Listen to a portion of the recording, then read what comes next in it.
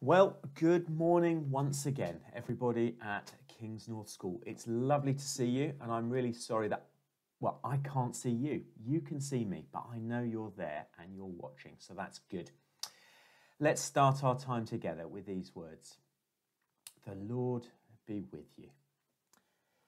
Good. Now, it's coming up to Easter, and I've got a couple of questions that relate to this. I've got to find my piece of paper. Here it is.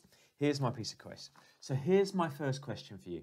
Can you think of a time when you have ever felt lonely? When you've been all on your own and actually it doesn't feel very nice. You want to be with your friends, you want to be with your family. Being on your own is not so good. So there's one question. And my second question is, can you think of a time when you've ever been surprised or a bit shocked by something that's happened, by the situation that you find yourself in? It's not quite what you're expecting it to be. And that can be good, or it can be not so good. But I wonder. There's a story in the Bible, in the Easter story, where Mary, who was one of Jesus' friends, goes very early in the morning to the tomb where Jesus has been laid, where his body was put. And she wants to go and she wants to do some work on the body, which they have to do. And when she gets there, she's a bit shocked because she doesn't find what she expects. She expects the stone to be in the way, and it's not. And when she goes in, his body isn't there, and she's a bit shocked by that, and she's quite upset. She wonders what's happened to Jesus' body. So she runs and she finds some friends of hers, Peter and some of the other disciples, and she speaks to them. And they're a bit shocked too. And they go and have a look and they realise she's right. And then they run off to go and tell some others. And she's left there all on her own. And she's confused and she's sad.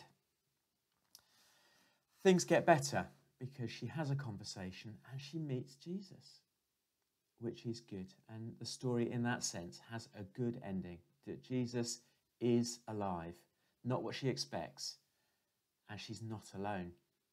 And that's good too.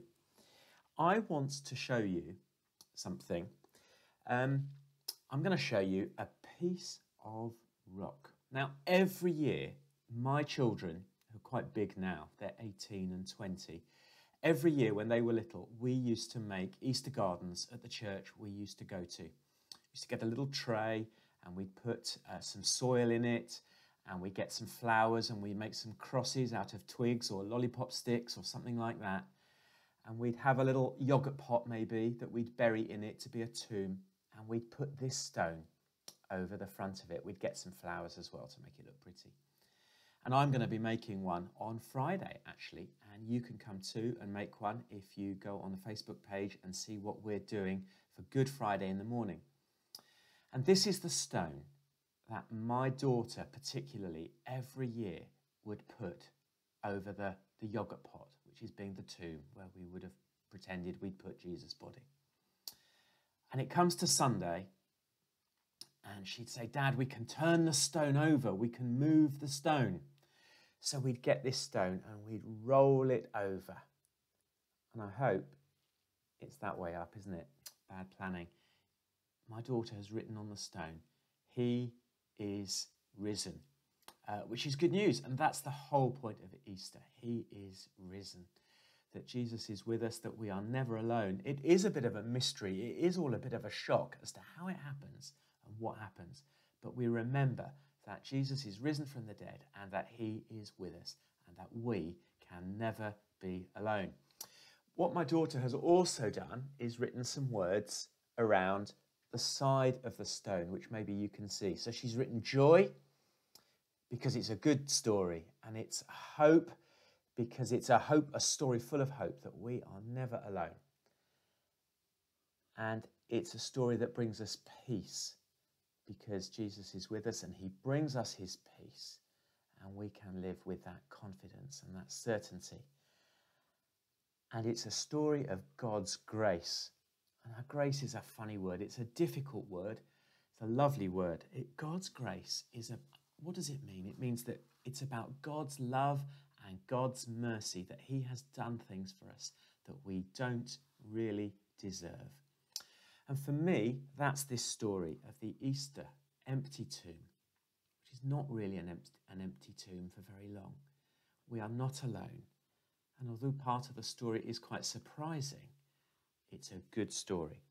So remember, he is risen. And if you want to join us on Good Friday to make your own Easter garden with us, we've sent out some instructions. You can get somebody to email me for those if you want them. But I hope you have a good Easter holiday, and I hope you understand that Jesus is risen is good news for us all. I've lost my other piece of paper. Let's end our time together with these words. Let's go in peace, love and joy to serve the Lord in the confidence that he is risen.